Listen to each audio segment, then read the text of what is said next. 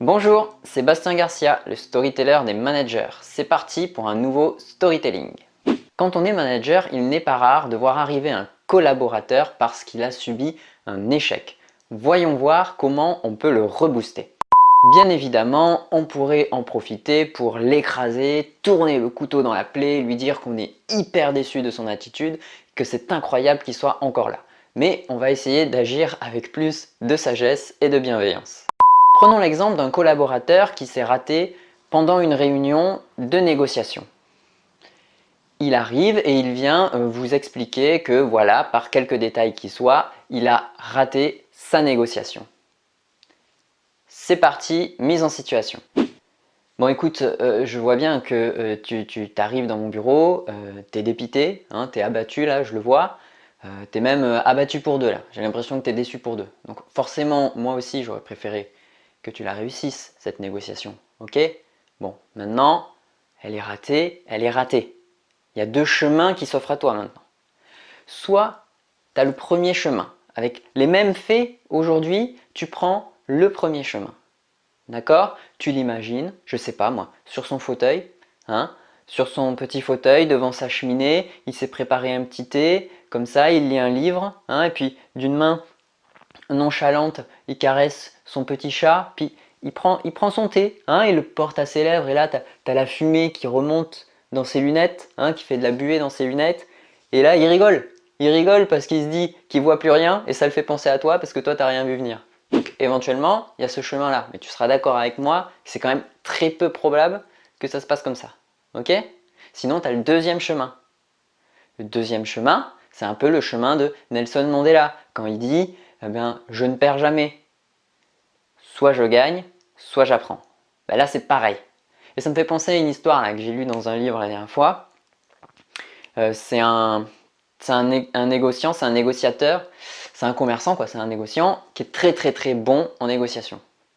C'est un très très bon négociateur, sauf qu'il a un vice, il aime jouer. Donc il joue toute sa fortune au jeu et il perd.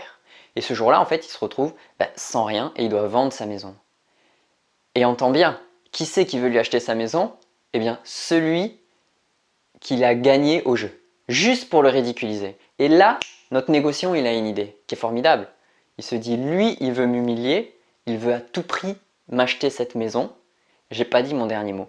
Et donc, il arrive par une subtile histoire, qu'il a une histoire avec son père, qu'il y a un clou planté dans un mur, que c'est un souvenir d'enfance, c'est la seule chose qui lui reste de son père. Il arrive à faire poser dans le contrat, sous notaire et tout, dans le contrat de vente, que ce clou lui appartient et qu'il peut fixer ce qu'il veut à ce clou. C'est dans le contrat de vente. L'autre, il a tellement envie de l'humilier que bien sûr, il accepte ce contrat. Donc, il vend la maison, l'autre s'installe avec sa famille, hein, carrément, pour bien asseoir, bien tourner le couteau dans la plaie. Et donc, forcément, un jour, il se pointe, notre négociant se pointe, il dit, voilà, je vais me recueillir devant mon clou, ok, pas de problème, c'est dans le contrat, bon voilà, il passe à peu près une fois par semaine, il se recueille devant son clou. Donc, l'autre, ça le fait bon, ça l'agace un peu parce que bon, c'est dans une chambre à part, mais il entend quelqu'un qui parle en fait de son père, voilà, enfin bon, il se recueille quoi.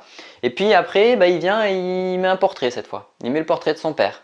Bon, ok. Et puis après, il revient encore une autre fois. Et cette fois-ci, il met des clochettes. Tu sais, les petites clochettes là, que quand il y a du vent, ça fait des petits bruits là, des ting ting ting ting ting ting ting. Donc il entend ting ting ting ting ting toute la journée. Donc là déjà, il commence à saturer. Et à la fin, qu'est-ce qu'il fait notre négociant? Il se pointe avec une carcasse de bœuf. Entends bien, une carcasse de bœuf qu'il a acheté à la boucherie. Et donc il se pointe. Alors là, le gars, il ne laisse pas rentrer, il dit non, c'est pas possible. Sauf que le notaire acte qu'effectivement, c'est marqué dans le contrat et qu'il peut mettre ce qu'il veut à ce clou-là. Donc il met la carcasse. Et forcément, au bout d'une semaine, ça pue. Il l'enlève et il vient en remettre une autre. Et il continue comme ça. Et jusqu'à qu'au bout d'un moment, forcément, l'autre décampe avec sa famille parce que l'odeur est insupportable. Tu ne peux pas vivre dans une maison ou dans une pièce, ça sent le mort, quoi. Et donc, notre négociant récupère cette maison. Alors, je t'avoue que je ne sais pas vraiment si cette histoire elle est vraie ou pas, mais peu importe, j'ai envie de dire en fait. Ce qui compte, c'est pas qu'elle soit vraie. Ce qui compte, c'est ce qu'elle nous apprend. Parce que nous, on a envie d'apprendre de ce qui s'est passé là. Donc, moi, ce que je veux, c'est que tu trouves ce clou. Parce que avec lui, tu as forcément un point d'accord. vous êtes forcément tombé d'accord sur un point et ça veut dire que la porte est ouverte. Ça veut dire que tu as un clou et que quand tu voudras aller voir ce clou, il t'ouvrira la porte.